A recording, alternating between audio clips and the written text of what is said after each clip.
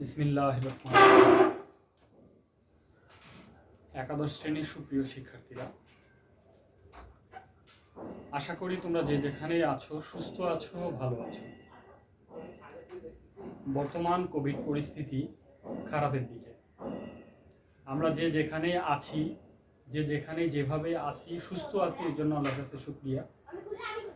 প্রতিনিয়তই আমাদের আত্মীয় স্বজনের মধ্যে কেউ না কেউ পৃথিবী থেকে বিদায় নিচ্ছে এই কোভিড পরিস্থিতির কারণে, বা কোভিড আক্রান্ত হয়ে মারা যাচ্ছে। তা আমাদের যারা আমরা বেঁচে আছি, আল্লাহর কাছে শুকরিয়া এই জন্য। এবং আমাদের যেটা করণীয় সেটা হচ্ছে আমাদেরকে সচেতন হতে হবে, মাস্ক পরতে হবে, বারবার হাত ধুতে হবে, এবং যতদূর সম্ভব আমরা ঘরের ভিতরেই থাকবো। তাছাড়া আমাদের আপাতত করণীয় আর কিছু নাই। তো প্রিয় শিক্ষার্থীরা, সেই পরিস্থিতি মোকাবেলা করে আমরা আমাদের পড়ালেখা চালিয়ে যাব। সেই আঙ্গিকে আমরা আমাদের ক্লাসগুলি করিয়ে যাচ্ছি। তোমরাও একটু পরিস্থিতি পর্যবেক্ষণ করো, বাইরে ঘোরাফেরা কম করো এবং ঘরে থাকো এবং পড়ালেখার সাথে একটু লেগে থাকো। আমরা যে ক্লাসগুলি করাচ্ছি এগুলি একটু দেখো, এর সাথে বইগুলি খুলে দেখো, বইয়ে কি আছে বইগুলি রিডিং করার চেষ্টা করো। চেষ্টা করলে তোমরা অনেক কিছু শিখতে পারবে। প্রিয় শিক্ষার্থীরা, আমরা ক্লাসে চলে যাই। আমরা নতুন একটা অধ্যায় শুরু করেছি। সেই অধ্যায়টার নাম হচ্ছে অর্থায়ন। অর্থায়ন অর্থাৎ অর্থনীতির দ্বিতীয় পত্র, ষষ্ঠ অধ্যায়। এটা হচ্ছে ষষ্ঠ অধ্যায়, অর্থায়ন। এই অর্থায়ন একটা ক্লাস, অর্থায়নের উপর একটা ক্লাস হয়ে গেছে। আমাদের শামসাদ মহল ম্যাডাম প্রথম ক্লাসটি শুরু করেছিল। সেখানে উনি কিছু টপিকস তোমাদের পড়িয়ে ফেলেছে, যেমন অর্থায়নের ধারণা, তারপরে হচ্ছে অর্থায়নের কার্যাবলী, অর্থায়নের শ্রেণী বিভাগ, এরকম কিছু টপিকস আমরা অলরেডি শিখে গেছি। তো প্রিয় শিক্ষার্থীরা, আমরা যে ক্লাসটি আজকে করব সেই ক্লাসটিতে হচ্ছে আমরা দেখব যে অর্থায়নের উৎস সম্পর্কে আলোচনা করব, এবং এই অর্থায়নের উৎস সম্পর্কিত যে 2 মার্কস বা 3 মার্কসের কোশ্চেন আসে সেই সম্পর্কে একটু আলোচনা করব। তো প্রিয় শিক্ষার্থীরা, আমরা ফার্স্ট একটু জেনে নেই যে অর্থায়ন কি। অর্থায়ন বলতে অর্থায়নের ইংরেজি শব্দ হচ্ছে ফাইন্যান্স। অর্থাৎ কোনো কাজ করার লক্ষ্যে অর্থ সংগ্রহ করে এর যথাযথ ব্যবহার করাকেই বলা হচ্ছে অর্থায়ন। মোট কথা, কোনো কাজ করার পূর্বে বা কোনো কাজ করার লক্ষ্যে অর্থ সংগ্রহ করে সেই সংগৃহীত অর্থটি সঠিকভাবে বা এর ব্যবহার যথাযথভাবে করার প্রক্রিয়াটাকেই বলা হচ্ছে অর্থায়ন। তো প্রিয় শিক্ষার্থীরা, আমরা গত ক্লাসে হয়তো আমরা এটা শিখে গেছি যে অর্থায়ন কি, অর্থায়নের সংজ্ঞা, অর্থায়নের শ্রেণী বিভাগ বা অর্থায়নের কার্যাবলী। আজকে আমরা দেখব যে অর্থায়নের উৎস। মানে অর্থায়নের উৎস বলতে বোঝাচ্ছে যে সরকার, ব্যক্তি বা প্রতিষ্ঠান প্রতিনিয়ত তার কার্যাবলী পরিচালনা করার জন্য কিছু অর্থের প্রয়োজন হয়। সরকারি বলো, ব্যক্তি বলো বা প্রতিষ্ঠান বলো, তাদের দৈনন্দিন কার্যাবলী বা মাসিক কার্যাবলী বা বাৎসরিক কার্যাবলী পরিচালনা করার জন্য কিছু অর্থের প্রয়োজন হয়। সেই প্রয়োজনীয় অর্থটা কোন উৎস থেকে আসতেছে, সেই উৎসটাই হচ্ছে আজকের আলোচ্য বিষয়। আমরা যদি সরকারের কথাই চিন্তা করি, যে সরকার তার প্রশাসনিক কাজ পরিচালনা করার জন্য, সেটা কেন্দ্রীয় হতে পারে, আবার আঞ্চলিকও হতে পারে। কেন্দ্রীয় শাসিত সরকার আছে, যেমন ভারতের কথা যদি আমরা ধরি, একটা কেন্দ্র সরকার আছে, একটা আঞ্চলিক সরকার আছে, অর্থাৎ প্রাদেশিক সরকার আছে। আর আমাদের দেশের কথা যদি চিন্তা করি, কেন্দ্রীয় একটা সরকার বলতে আমাদের যে গণপ্রজাতন্ত্রী বাংলাদেশ সরকার আছে সেই সরকার আছে, এবং এই সরকার বাদেও এই সরকারের উপ আঞ্চলিক কিছু সংগঠন আছে বা অঞ্চল আছে, যেমন হচ্ছে জেলা আছে।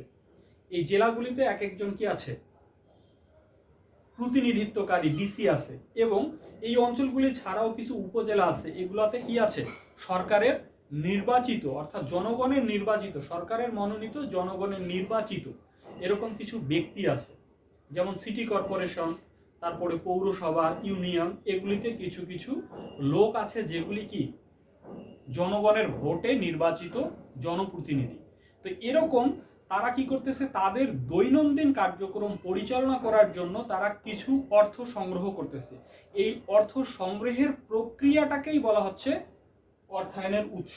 মোট কথা হচ্ছে যে অর্থায়নের উৎসের কথা যদি আমরা চিন্তা করি, যে উন্নয়ন পরিকল্পনার ব্যয় নির্বাহের জন্য, অর্থায়নের উৎসের কথা যদি আমরা বলি, যে উন্নয়ন পরিকল্পনার ব্যয় নির্বাহের জন্য ব্যক্তি, প্রতিষ্ঠান বা সরকার যে উৎস থেকে মূলধন সংগ্রহ করে সেই উৎসকেই বলা হচ্ছে অর্থায়নের উৎস।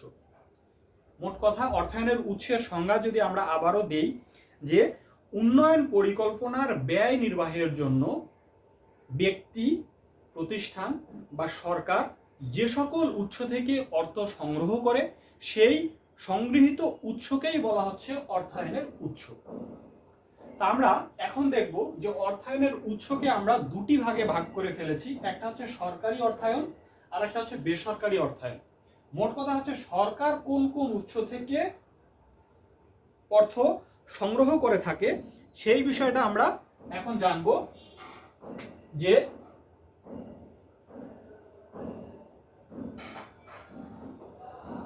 সরকার যে কোন উৎস থেকে অর্থ সংগ্রহ করে সেই বিষয়টা, আর বেসরকারি অর্থাৎ ব্যক্তি পর্যায়ের একজন লোক কোন উৎস থেকে অর্থ সংগ্রহ করে সেই বিষয়টা।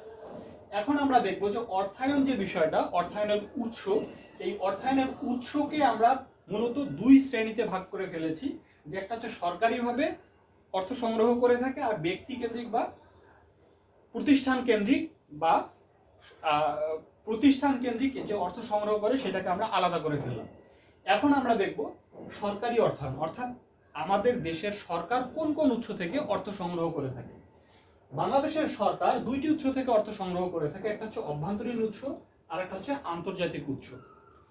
অভ্যন্তরীণ বলতে বোঝাচ্ছে দেশের অভ্যন্তরে একটা ভৌগোলিক সীমারেখার ভিতরে সরকারের যে সারাউন্ডিং এরিয়া আছে, অর্থাৎ আমাদের যে দেশের আয়তন, সেই আয়তনের মধ্যে যা কিছু আছে সেই সকল এই আয়তনের মধ্যে যা কিছু আছে, যে শিল্প কারখানা, প্রতিষ্ঠান, মানুষ জুনুস থেকে শুরু করে, অর্থাৎ একজন মানুষ বা জনসমষ্টি নির্দিষ্ট ভূখণ্ডের মধ্যে বসবাসরত যারা আছে এবং এই বসবাসরত লোকজনের জন্য যে সকল প্রশাসনিক প্রতিষ্ঠান আছে বা আর্থিক প্রতিষ্ঠান, প্রশাসনিক প্রতিষ্ঠান বা সামাজিক প্রতিষ্ঠান যেগুলি আছে, সেই সকল উৎস থেকে বা জনগণের কাছ থেকে অর্থ সংগ্রহ করতেছে, এটাকেই বলা হচ্ছে অভ্যন্তরীণ উৎস।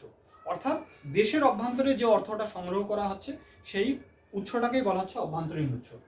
আন্তর্জাতিক উৎসটা কি? অর্থাৎ দেশের গণ্ডি পেরিয়ে যখন বাহির থেকে বা বিদেশ থেকে যখন কোনো অর্থ সংগ্রহ করা হয় তখন তাকে বলা হচ্ছে আন্তর্জাতিক উৎস। এটা কোনো দেশের সরকার প্রধানের কাছ থেকে অর্থটা সংগ্রহ করতে পারে, অথবা বহুজাতিক যে কোম্পানিগুলি আছে যেমন বিশ্ব ব্যাংক, ওয়ার্ল্ড ব্যাংক, তারপরে এডিবি, এশিয়ান ডেভেলপমেন্ট ব্যাংক, তারপরে হচ্ছে আইএমএফ, ইন্টারন্যাশনাল মনিটারি ফান্ড, এই যে বাংলাদেশ যে সকল আন্তর্জাতিক প্রতিষ্ঠান থেকে ঋণ গ্রহণ করতেছে, এই ঋণগুলি তারা কি করতেছে, দেশের বাইরে থেকে সংগ্রহ করতেছে, অর্থাৎ বহির্বিশ্ব থেকে কোনো প্রতিষ্ঠানের মাধ্যম থেকে সংগ্রহ করতেছে। এইটাকেই বলা হচ্ছে আন্তর্জাতিক উৎস। তো প্রিয় শিক্ষার্থীরা, এখন আমরা দেখব যে অভ্যন্তরীণ উৎস থেকে সরকার কোন কোন উৎস থেকে অর্থগুলি সংগ্রহ করে। যেমন সঞ্চয়, সঞ্চয় একটা হচ্ছে অর্থায়নের প্রথম উৎস। যেমন সরকার প্রতি বছর কি করতেছে, বাজেট প্রণয়ন করতেছে। আয় ব্যয়, বাজেট বলতে কি বোঝাচ্ছে, আর্থিক বিবরণী, একটি অর্থ বছরের আয় ব্যয়ের বার্ষিক বিবরণীকেই বলা হচ্ছে বাজেট। ঠিক আছে, বাজেট বলতে কি বোঝাচ্ছে, যে সরকারের এক বছরের আয়ের বিবরণী, অর্থাৎ আয়ের কত অংশ আয় হয়েছে, কত অংশ ব্যয় হবে, এই বিষয়টা সরকার কিন্তু করে, ব্যয় বুঝে আয় করে। কিন্তু ব্যক্তির ক্ষেত্রে ব্যক্তি আয় বুঝে ব্যয় করে। সরকার আগে কি করে, টার্গেট ফিক্স করে কোন কোন জায়গায় কত টাকা আমি ব্যয় করব, সেই ব্যয়ের খাতটা ফিক্সড করে কত টাকা ব্যয় হবে সেইটাকে সামনে নিয়ে এসে তারপরে সেইটার উপর ভিত্তি করে অর্থ সংগ্রহের প্রক্রিয়ায় যায়। এজন্যই বলা হচ্ছে যে সঞ্চয় হচ্ছে যে কোনো ব্যক্তিক হোক, সামাজিক হোক এবং রাষ্ট্রীয় হোক, যে কোনো বিষয়ের ক্ষেত্রে দেখা যাচ্ছে যে সঞ্চয় হচ্ছে অর্থায়নের প্রথম উৎস। সেটা ব্যক্তির ক্ষেত্রে হোক, সরকারের ক্ষেত্রে হোক। সরকার কি করতেছে? প্রতি বছর বাজেট প্রণয়ন করতেছে, বাজেট প্রণয়ন করে আয় ব্যয়ের হিসাব খতিয়ে দেখতেছে, খতিয়ে দেখে যেটা উদ্বৃত্ত থাকতেছে সেটাই মনে করো সরকারের সঞ্চয়। এই সঞ্চয়টা পরবর্তীতে আবার অর্থায়নের চেষ্টা করা হয়। দ্বিতীয় হচ্ছে সরকারি সিকিউরিটি। সরকারি সিকিউরিটি বলতে বোঝাচ্ছে যে সরকার সিকিউরিটি সমূহের মালিক, অর্থাৎ সরকার কিছু সিকিউরিটি বন্ড আমাদের মাধ্যমে কি করে? আমাদেরকে প্রণয়ন করে। যেমন security bond, security treasury bill, treasury note, সরকারি প্রাইজ বন্ড, এগুলিকে বলা হচ্ছে সরকারি সিকিউরিটি। যেমন সরকারি bond, treasury bill, prize bond. Prize bond সম্পর্কে তোমরা জানো যে প্রাইজ বন্ড হচ্ছে একটা কাগজের তৈরি একটা নোটের মতো, টাকার মতো, কিন্তু সরকার কর্তৃক ওখানে লেখা আছে যে চাহিদা মাত্র বাহককে ফেরত দিতে বাধ্য থাকিবে। অর্থাৎ সরকার টাকা দিচ্ছে না, কিন্তু তোমাকে একটা কাগজ দিচ্ছে, এই কাগজের বিনিময়ে সরকার তোমার কাছ থেকে টাকা নিয়ে নিচ্ছে। টাকা নিয়ে এটা কি করতেছে? সরকার নিজের অর্থায়ন, অর্থাৎ যে উন্নয়নমূলক কাজ করতেছে বা প্রশাসনিক ব্যয় নির্বাহের জন্য সে অর্থগুলি কি করতেছে? বিনিয়োগ করতেছে। কিন্তু আমাদেরকে কি দিচ্ছে? একটা কাগজ দিচ্ছে, বা টাকা মূল্যের যে টাকা আমরা দিচ্ছি সেই টাকা মূল্যের 100 টাকা মূল্যের এক একটা করে কাগজীয় নোট দিচ্ছে, যেটা আমরা যে কোনো সময় ব্যাংকে গিয়ে চেকের মতো আর কি, যে কোনো সময় ব্যাংকে গিয়ে সেটা ভাঙিয়ে নিতে পারি। তো এর বিপরীতে সরকার কি করতেছে? 3 মাস পর পর ড্রোর ব্যবস্থা করতেছে, যে এই যে টাকাটা আমরা গ্রহণ করলাম এটা 3 মাস পর একটা ড্র হবে, এবং যদি লটারিতে কেউ পায় এর জন্য তারা কি পাবে? একটা লটারির মূল্য নির্ধারণ, 20 লাখ প্রথম পুরস্কার বা 40 লাখ প্রথম পুরস্কার, তারপরে 30 লাখ, 20 লাখ, এভাবে একটা পুরস্কারের 40টা পুরস্কার দেয়া আছে। এরকম 10 লাখও হতে পারে, 40 লাখও হতে পারে, এরকম প্রথম পুরস্কার, দ্বিতীয় পুরস্কার, তৃতীয় পুরস্কার এরকম দেয়া আছে। সেটাই হচ্ছে সরকারি সিকিউরিটি। তারপরে হচ্ছে কর ধার্য। আমরা প্রতিনিয়ত বিভিন্ন কর দিয়ে থাকি, যেমন আয় কর দিয়ে থাকি, আবগারি শুল্ক দিয়ে থাকি, ভূমি কর দিয়ে থাকি, তারপরে আরো কি আছে? সামাজিক কর দিয়ে থাকি, তারপরে হচ্ছে এরকম কিছু কর আমরা মোটামুটি দিয়ে থাকি। যেমন আয়কর, একজন ব্যক্তির আয়ের উপর যে কর নির্ধারণ করা হয় সেটাকে বলা হচ্ছে আয়কর। প্রত্যেক ব্যক্তি যে আয় করতেছে, বাৎসরিক একটা আয়, এই আয়ের উপর ভিত্তি করে তার উপর কর নির্ধারণ হচ্ছে। যেমন 3,50,000 টাকার উপরে যদি কেউ ইনকাম করে তাহলে সেই ব্যক্তির উপর কর ধার্য হবে। এটাকে বলা হচ্ছে ব্যক্তিগত কর বা আয়কর। একজন ব্যক্তির আয়ের উপর যে কর ধার্য করা হয় সেই করকে বলা হচ্ছে আয়কর।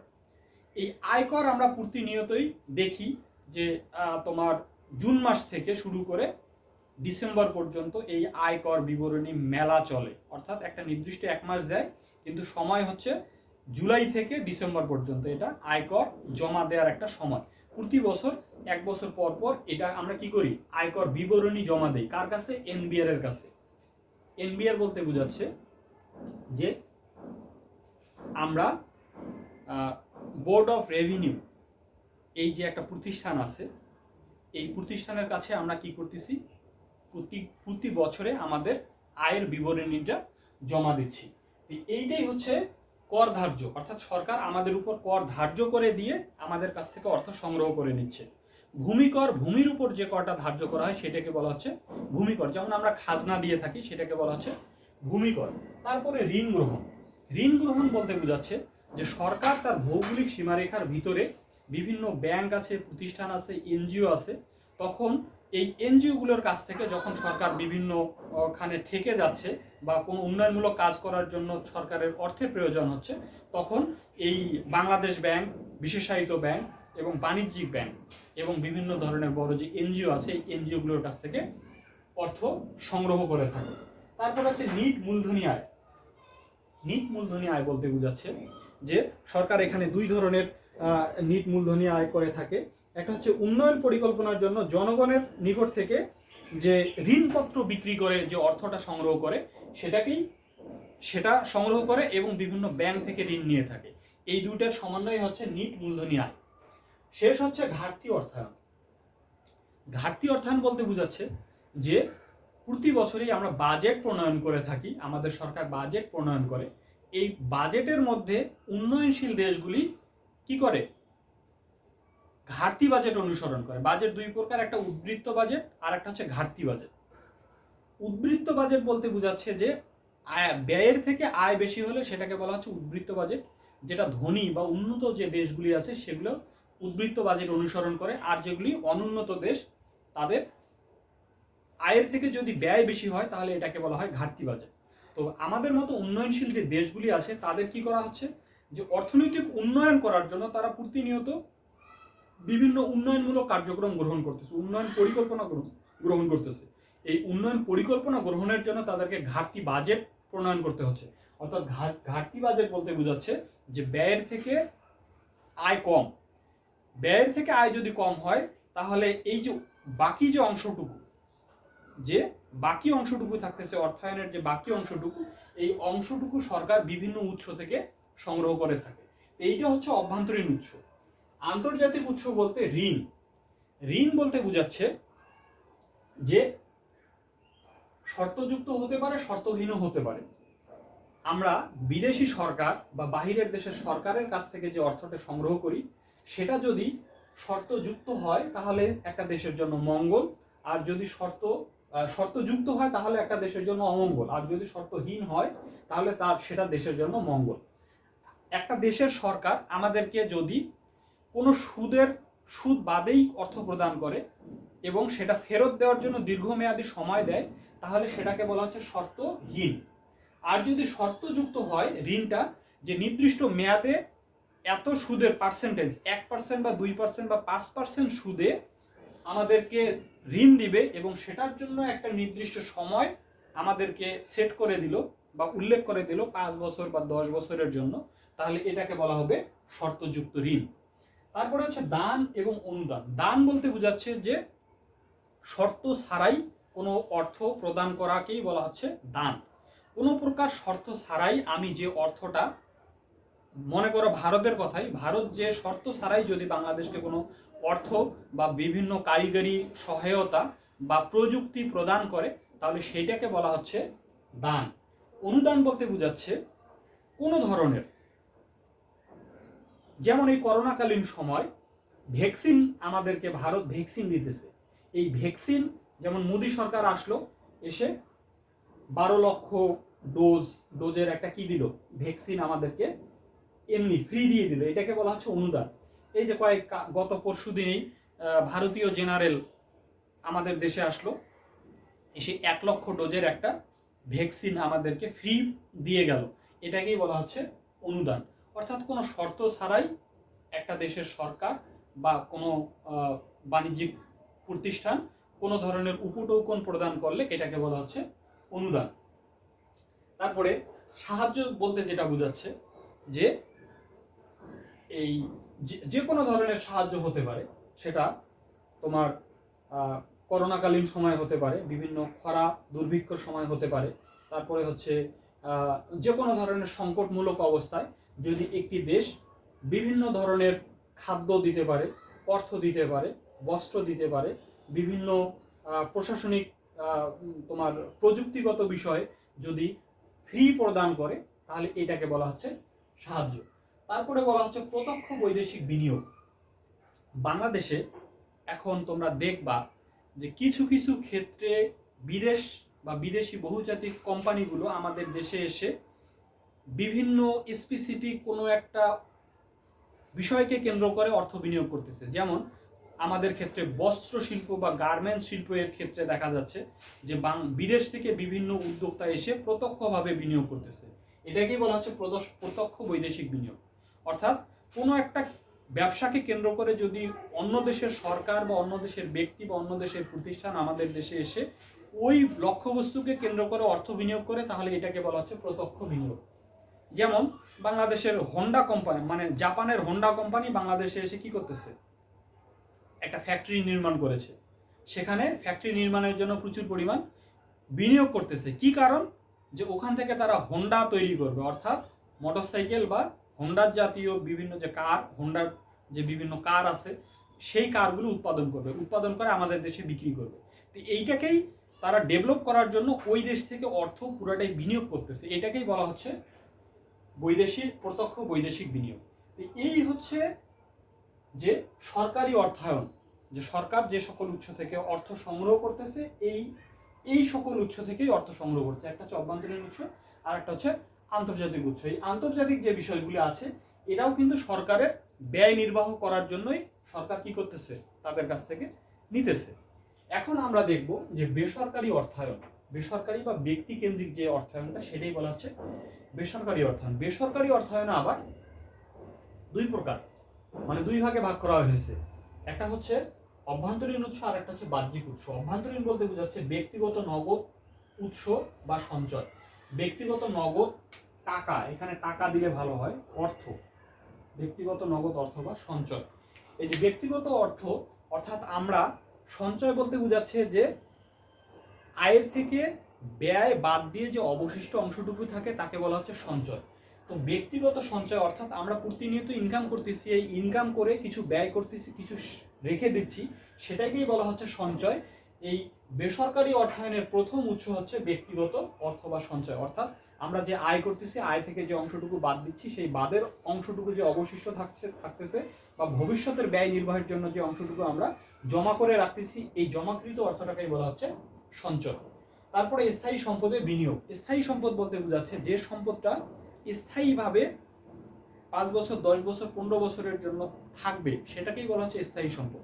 অর্থাৎ আমি একটা জমি কিনলাম, জমি কিনে রেখে দিয়েছি, সেই জমিটা যে কোনো সময় আমি বিক্রি করতে পারবো, সেটাকেই বলা হচ্ছে স্থায়ী সম্পদ। এটাও আমার অভ্যন্তরীণ নিজের আওতার মধ্যেই আছে, আমি এটা যে কোনো সময় হস্তান্তর করতে পারবো, এই জন্য এটাকে বলা হচ্ছে নিজের অভ্যন্তরীণ উৎস। তারপরে বেসরকারি সিকিউরিটি। বেসরকারি সিকিউরিটি বলতে আমরা শেয়ার বাজারে কিছু অর্থ বিনিয়োগ করে থাকি, অনেকেই শেয়ার বাজারে ব্যবসা করে থাকি। এই সরকারি বিভিন্ন প্রাইজ বন্ড কিনে থাকি, সরকারি বিভিন্ন ডিবেঞ্চার কিনে থাকি, তারপরে ঋণপত্র কিনে থাকি, সেটা হচ্ছে আমি যে কোনো সময় বিক্রি করে দিতে পারবো। কিনেছি, পকেটে আছে সে কাগজপত্র, যে কোনো সময় গিয়ে আমি বিক্রি করে দিতে পারি, এটা হচ্ছে আমার অভ্যন্তরীণ উৎস, অর্থাৎ আমার হাতের নাগালই আছে, এই জন্য এটাকে বলা হচ্ছে বেসরকারি সিকিউরিটি। তারপরে লেটার অফ ক্রেডিট, এলসি, যেটাকে বলা হচ্ছে লেটার অফ ক্রেডিট। এলসি বলতে বোঝাচ্ছে যে আমদানিকারক এবং রপ্তানিকারকের মধ্যে বিষয়টা, অর্থাৎ আমদানিকারকের পক্ষ হয়ে রপ্তানিকারককে ব্যাংক বা বিভিন্ন আর্থিক প্রতিষ্ঠান যে প্রমাণপত্র প্রদান করে, অর্থাৎ অর্থ প্রদানের যে প্রমাণপত্র প্রদান করে বা প্রতিশ্রুতি দেয়, এই প্রতিশ্রুতিটাকেই বলা হচ্ছে লেটার অফ ক্রেডিট। অর্থাৎ আমদানিকারকের পক্ষ হয়ে ব্যাংক বা প্রতিষ্ঠান রপ্তানিকারককে যে প্রত্যয়নপত্র প্রদান করে যে ওই ব্যক্তি অর্থ প্রদান না করলে এই ব্যাংক ওই অর্থ আমদানিকৃত দ্রব্যের মূল্য পরিশোধ করবে, এটাকেই বলা হচ্ছে লেটার অফ ক্রেডিট।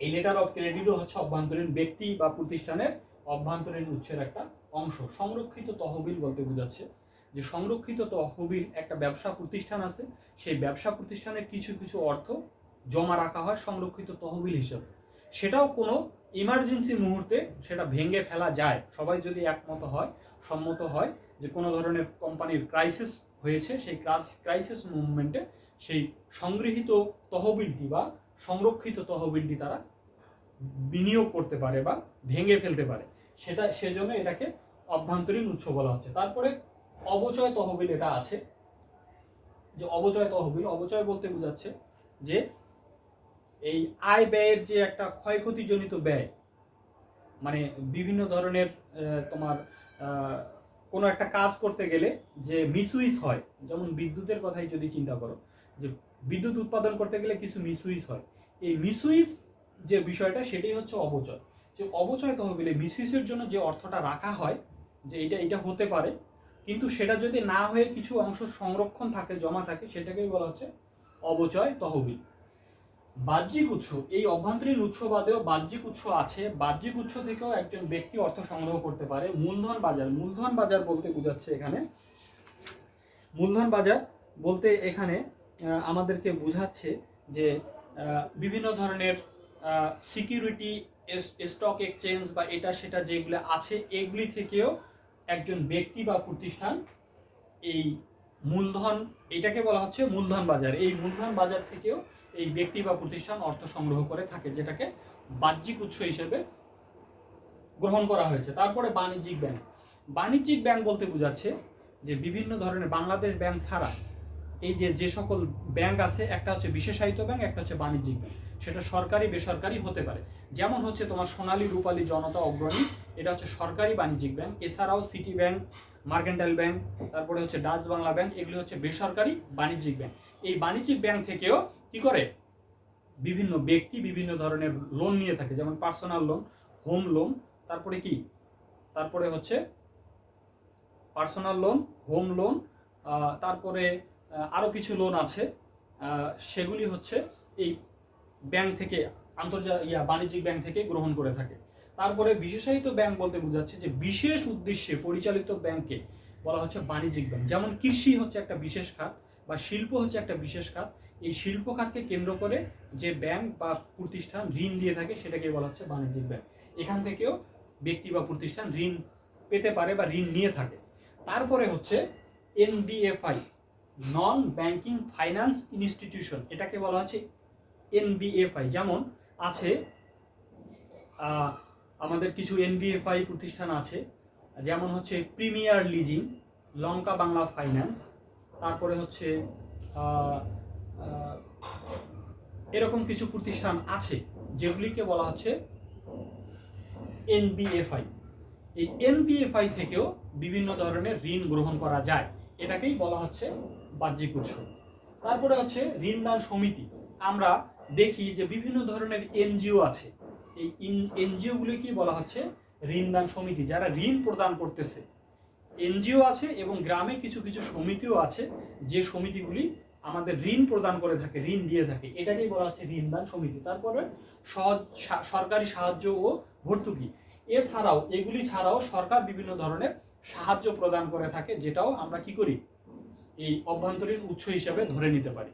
তাহলে এই ছিল আমার মোটামুটি আজকের এই অর্থায়নের উৎস। এই অর্থায়নের উৎস আমরা জেনে গেলাম। এখন এখান থেকে বিভিন্ন প্রশ্ন হয়ে থাকে, এই প্রশ্নগুলি সম্পর্কে আমরা একটু দেখি। প্রশ্ন বলা হচ্ছে অর্থায়ন কেন করা হয়। 1 নম্বর প্রশ্ন,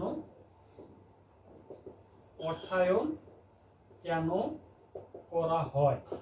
এটা 2 মার্কস, এটাতে আছে 2 মার্কস। অর্থাৎ অর্থায়ন কেন করা হয়, এটা 2 মার্কসের একটা কোশ্চেন আসে। এই যে উৎস পড়াইলাম, এই উৎসর মধ্যে থেকে এই প্রশ্নটা হতে পারে, অর্থায়ন কেন করা হয়। অর্থাৎ একজন ব্যক্তি বা একজন ব্যবসায়ী প্রতিষ্ঠানের মালিক বা সরকার তার অর্থনৈতিক কার্যক্রম পরিচালনা করার জন্য বিভিন্ন ধরনের অর্থের প্রয়োজন হয়। এই অর্থটা আমরা বিভিন্ন উৎস থেকে সংগ্রহ করে থাকি, এবং মাঝে মাঝে দেখা যায় এই উন্নয়নমূলক কার্যক্রমটা অনেক সময় বর্ধিত করা হয়। যদি একজন মালিক হয়, কোম্পানির মালিক হয়, সে কি করতেছে, কোম্পানির কিছু অংশ বর্ধিত করতেছে, বা যে প্রোডাকশনটা হচ্ছে সেই প্রোডাকশনটা আরো বাড়াইতে যাচ্ছে। এই বাড়ানোর জন্য যে অতিরিক্ত অর্থটার দরকার, এই অতিরিক্ত অর্থের জন্যই অর্থায়নের দরকার হয়, বিভিন্ন উৎস থেকে সংগ্রহ করা হয়। এজন্যই অর্থায়নের প্রয়োজন হয়। বিভিন্ন কার্যক্রম, উন্নয়নমূলক যে কোনো কার্যক্রম পরিচালনা করার জন্যই অর্থায়নের প্রয়োজন হয়। অর্থাৎ 2 মার্কসের যে কোশ্চেন, সেই 2 মার্কসের কোশ্চেন তোমরা এভাবেই লিখে দেবা যে ব্যক্তি বা সরকারের বা প্রতিষ্ঠানের উন্নয়নমূলক কার্যক্রম পরিচালনা করার জন্য বা ব্যয় নির্বাহ করার জন্য অর্থায়নের প্রয়োজন হয়, এই কারণে মানুষ অর্থের সংস্থান করে থাকে। দ্বিতীয় প্রশ্ন হচ্ছে অর্থায়নের উৎস হিসাবে ব্যাংক ঋণের ভূমিকা।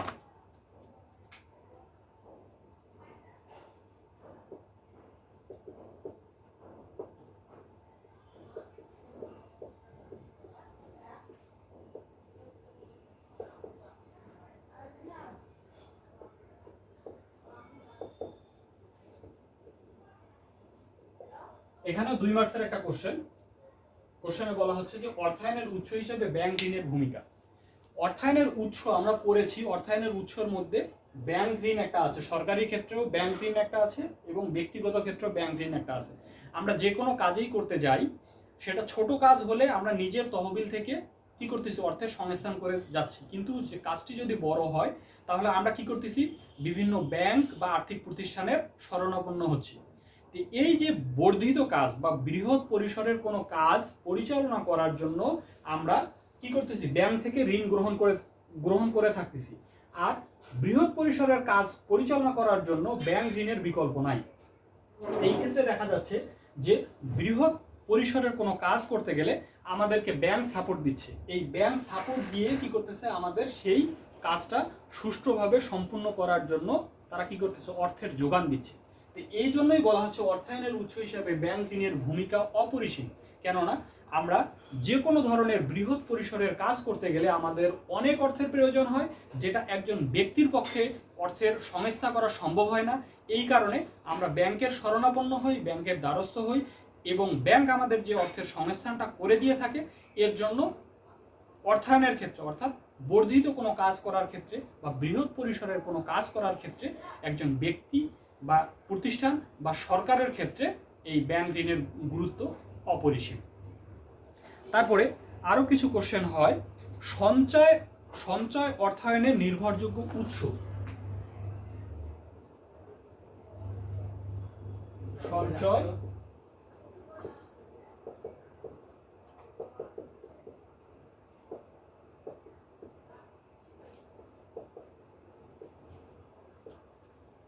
সঞ্চয় অর্থায়নের নির্ভরযোগ্য উৎস ব্যাখ্যা করো।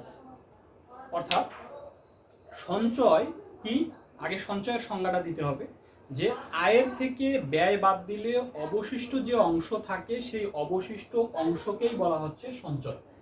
এই সঞ্চয় হচ্ছে অর্থায়নের নির্ভরযোগ্য উৎস।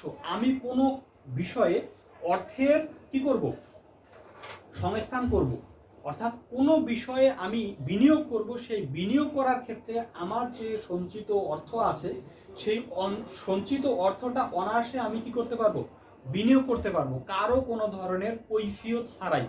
আমার পকেটে 5,000 টাকা আছে, আমি 10টা বা এই রমজান আসছে, আমি কি করব, পকেটে 1,00,000 টাকা আছে, আমি 50 কেজি চিনি বা 50 কেজি মসুর ডাল বা 50 কেজি বুটের ডাল ক্রয় করে বা তেলের ড্রাম কয়েকটা মজুত করে রাখলাম। এই যে বিনিয়োগ করলাম, এবং নির্দিষ্ট একটা সময় পর এটাকে কি করব, বিক্রি করে দেবো 10 দিন, 15 দিন, 20 দিন পরে।